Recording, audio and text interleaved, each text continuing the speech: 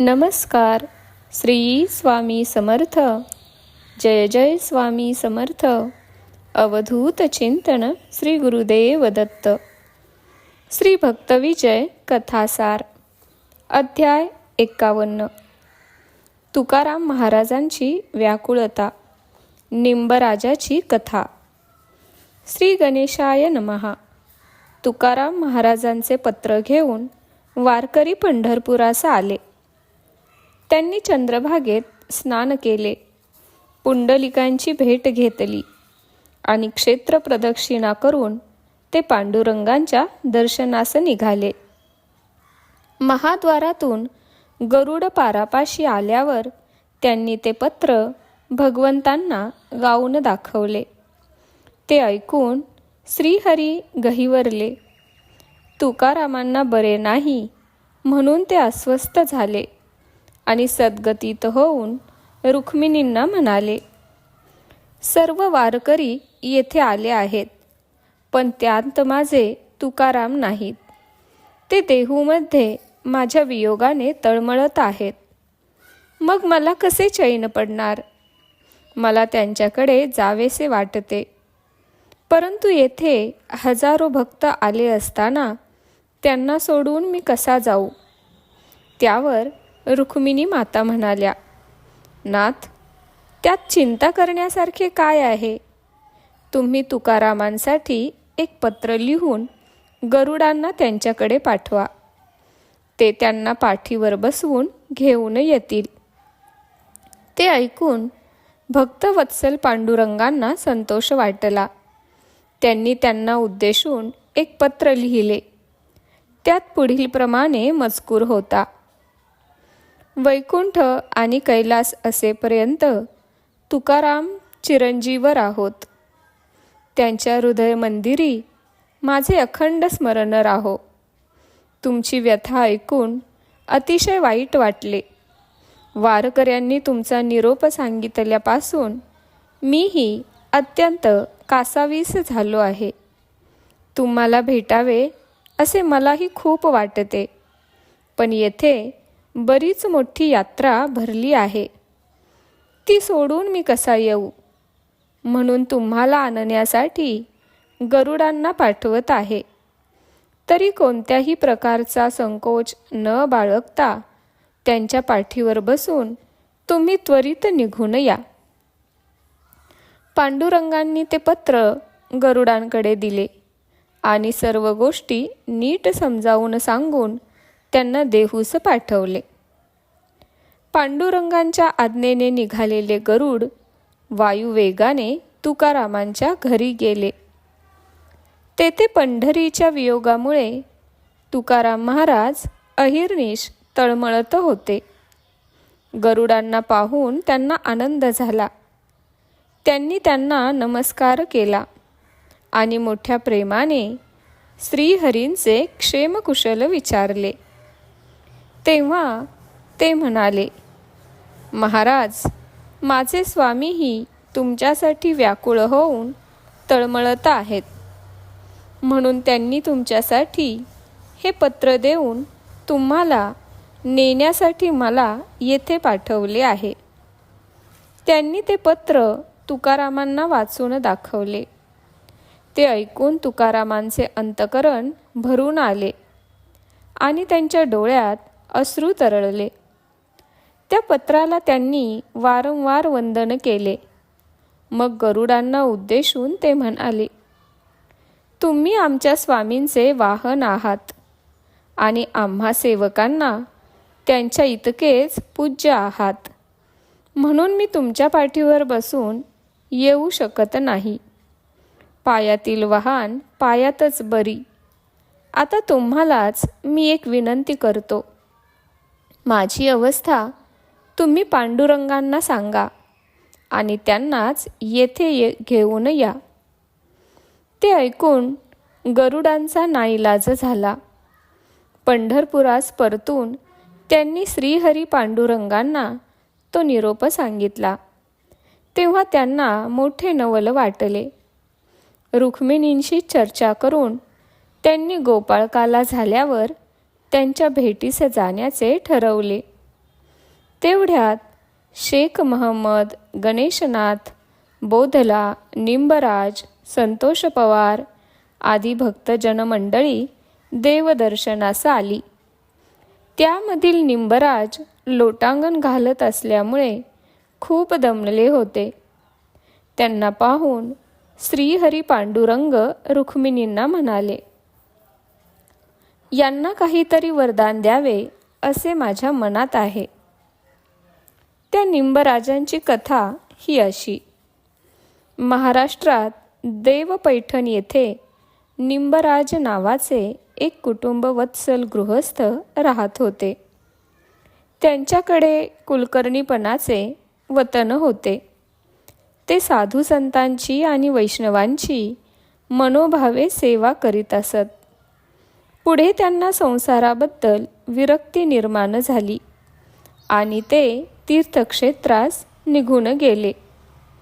सप्तपुर्या, 12 ज्योतिर्लिंगे आदी तीर्थयात्रांची दर्शने घेऊन ते आपल्या स्वगृही परतले आणि अहिर्निश नामस्मरण करू लागले. कालांतराने त्यांना हरिकीर्तन करावे असे वाटू लागले.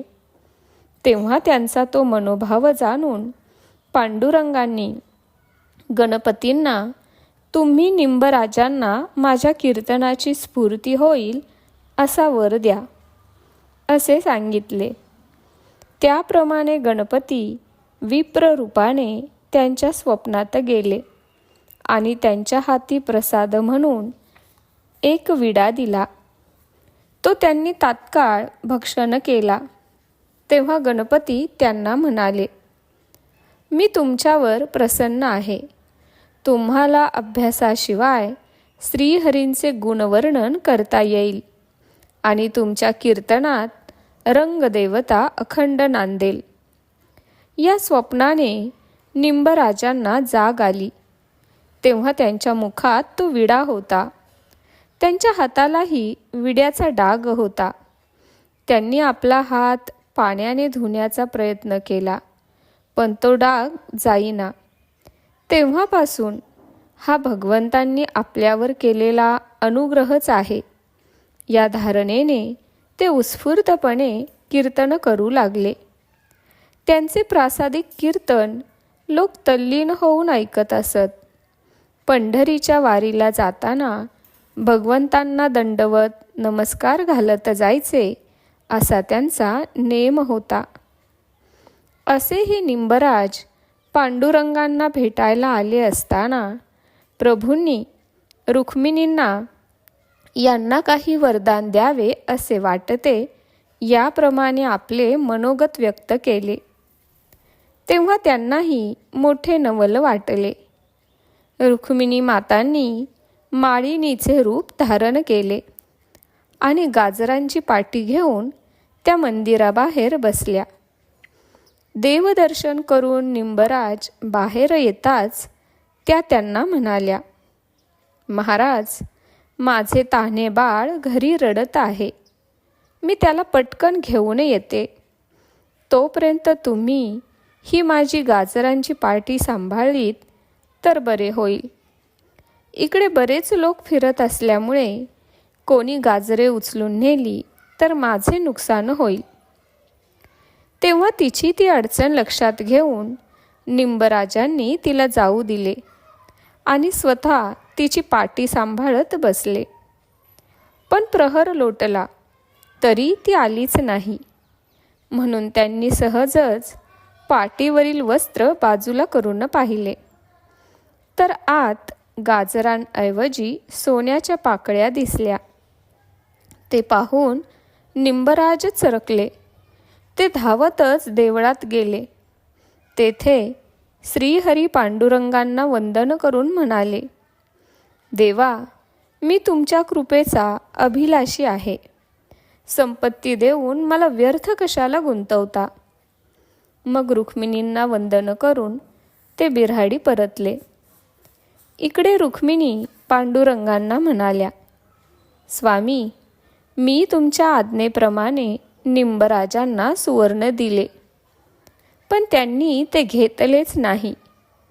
तेव्हा हसून ते श्रीहरी पांडुरंग म्हणाले, माझे भक्त हे असेच असतात. त्यांना माझ्या भजनातच संतोष वाटतो. लोभ, ममता, आसक्ती या गोष्टी त्यांना बांधू शकत नाहीत. दुसऱ्या दिवशी निंबराज संत मंडळींसह स्नानासाठी चंद्रभागेवर जात होते. तेथे वाळवंटात पांडुरंगांनी विप्र रूपाने त्यांची भेट घेतली आणि मी आंघोळ करून येतो तोवर हे सांभाळा असे म्हणून स्वतःची टोपी, मेखला व माळ त्यांच्यापाशी देऊन अतित्वरेने गर्दीमध्ये अदृश्य झाले. पुढे प्रहरभर वाट पाहूनही ते आले नाहीत. तेव्हा निंबराजांनी ही गोष्ट इतर संत मंडळींना सांगितली. ते ऐकून ती संत मंडळी म्हणाली, तुम्हाला भेटलेले ते ब्राह्मण पांडुरंगच होते यात शंका नाही. ते तुमच्यासाठी योग्य तेच देऊन गेले आहेत. तो प्रसाद धारण करून तुम्ही कीर्तन करा. आमचे कान श्रीहरी पांडुरंगांचे गुणगान ऐकण्यासाठी आतुर झाले आहेत. त्यांना तृप्त करा. त्यांच्या सांगण्यानुसार निंबराजांनी त्या वस्तू धारण केल्या आणि सायंकाळी वाळवंटात कीर्तन आरंभले. ते कीर्तन उत्तरोत्तर रंगत गेले. त्यावेळी स्वतः श्रीहरी पांडुरंग बालरूपाने निंबराजांच्या खांद्यावर उभे राहून त्यांना मोरपिसांच्या पंख्याने वारा घालत होते. ते कोणालाही दिसत नव्हते, पण निंबराजांना मात्र वारा लागत होता.